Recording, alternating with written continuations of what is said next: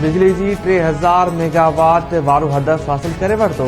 वज़ीर आज़म शहबाज शरीफ़ बिजली सस्ती थियण लाइ पुरउमीद। काबीना खे ख़िताब कंदे वज़ीर आज़म शहबाज शरीफ़ चयो त टास्क फोर्स बिजली जी 3000 मेगावाट वारो हदफ हासिल करे वरितो आहे। ॿियनि कंपनीज़ सां बि कैपेसिटी प्लेसमेंट ते ॻाल्हियूं हली रहियूं आहिनि। यूरोप लाइ PIA जूं ॾामूं बहाल थियण हुकूमत जी कामयाबी आहे। गुज़िरियल हुकूमत जी हिक वज़ीर जी तकरीर सबबि तबाही थी। कुरम जूं हालतूं बहितर थी रहियूं आहिनि। मोर्चा बि ख़तम कया पिया वञनि। आर्मी चीफ जी अॻवानी में ख़ारजी दहशतगर्दनि ख़िलाफ़ ऑपरेशन कयो पियो वञे। पाक फ़ौज दहशतगर्दनि जो बहादुरी सां मुक़ाबिलो करे रही आहे।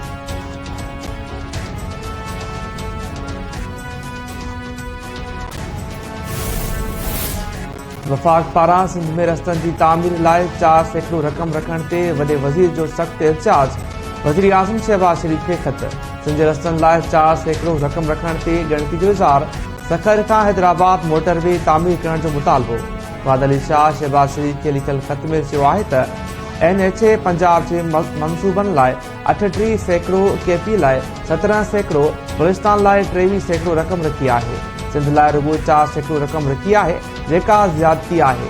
हैदराबाद सखर मोटरवे खे सालियानी तरक़ियाती मंसूबे में शामिल कयो वञे।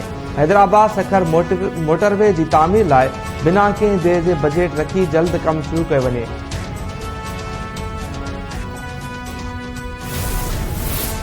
नवमे ते माण्हू कोर कमांडर हाउस कीअं पहुता? माण्हुनि जो कोर कमांडर हाउस पहुचण सिक्योरिटी जी नाकामी आहे।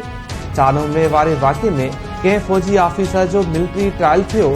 सुप्रीम कोर्ट जे जस्टिस हसन अज़हर रिज़वी जा सिविलियंस जी ट्रायल ख़िलाफ़ इंट्रा कोर्ट अपील ते ॿुधणी दौरान रिमार्क। वकील ख्वाजा हारिस चयो त 9 मई वारे वाक़े में कंहिं फ़ौजी ऑफिसर जो ट्रायल नाहे थियो। जस्टिस हसन अज़हर चयो त साज़िश कंहिं कई, को मास्टर माइंड त हूंदो।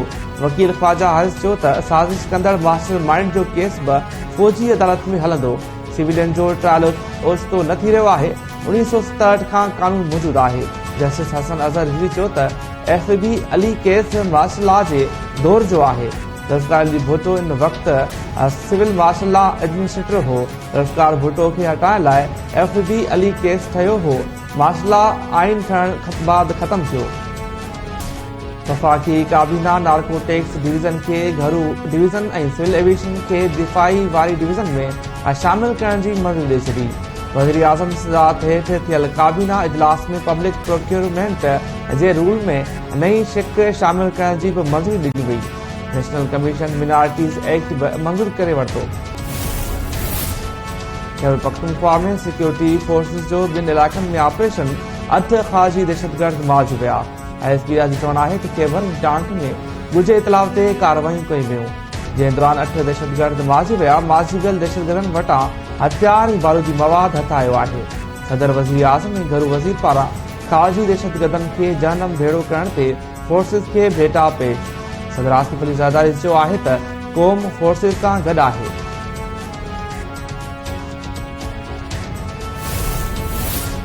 डी चौंक ते एहतजाज वारे केस में बुशरा बीबी जी अबूरी ज़मानत मंज़ूर। इस्लामाबाद जी दहशतगर्दीअ तौर अदालत केसिस में बुशरा बीबी जी 7 फरवरी ताईं ज़मानत मंज़ूर कई। अदालत रिमार्क्स न त हर हंधि VIP प्रोटोकॉल नथो मिली सघे। बुशरा बीबी अदालत में जज खे मुखातिब थींदे चयो त असां सां जेको कुझु थियो आहे, जंहिं बाद कानून तां एतमाद खॼी वियो आहे। ट्रायल दौरान जजिस खे बीमार थींदे ॾिठो आहे। जजिस चयो त ईअं नाहे, अञा इंसाफ़ जो निज़ाम कमु करे रहियो आहे।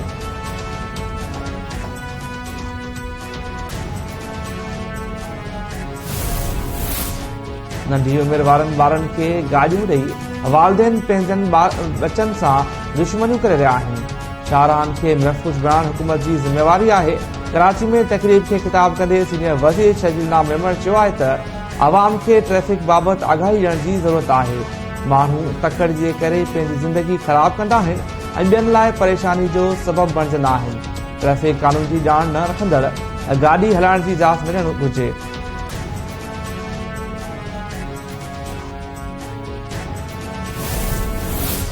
PTI बानी बुशरा बीबी ख़िलाफ़ तोशाखाना केस 2 जी ॿुधणी 16 जनवरी ताईं मुलतवी। अडियाला जेल में तोशाखाना केस 2 जी ॿुधणी थी। स्पेशल जज सेंट्रल शाहरुख अर्जमंद केस जी ॿुधणी कई। PTI बानी खे पेश कयो वियो। बुशरा बीबी बि अडियाला जेल पहुती। शाहिद मोहम्मद अहमद खां आदि पुछा मुकम्मल। ॿुधी दौरान ॿिनि शाहिदनि केसर ऐं उमर सिद्दीक जा बि बयान रिकॉर्ड कया विया। FIA पारां बि केस जी जांच लाइ 3 रुकनी कमेटी क़ाइमु कई वई।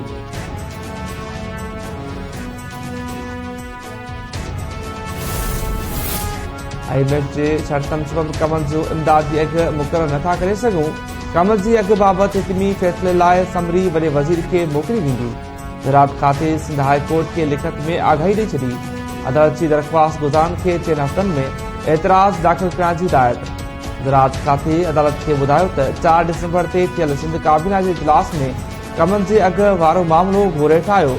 IMF जे शर्तनि जी रोशनी में अघु मुक़ररु करण लाइ वफ़ाक़ ऐं ॿियनि सूबनि सां राब्तो कयो वियो। काबीना जे सब कमेटी फ़ैसिलो कयो आहे त कमनि जे अघु वारो मामिलो वॾे वज़ीर ॾाढो रखियो वेंदो, जेको फ़ैसिलो कंदो। ऐं लॉस एंजलिस में लॻल बाहि 34,000 एकड़ ते क़ाइमु घरनि खे मिटी जो ढेर बणाए छॾियो। 12,000 खां वधीक घर ऐं गाॾियूं बि तबाह। रुॻो ईटन में 7,000 खां वधीक घर ऐं गाॾियूं सड़ी वयूं। इन वक़्त ताईं 250 अरब खां वधीक नुक़सान जो काथो। बाहि ते अञा ज़ाब्तो न आयो। बाहि में ॿीहर शिदत अचण जा इम्कान।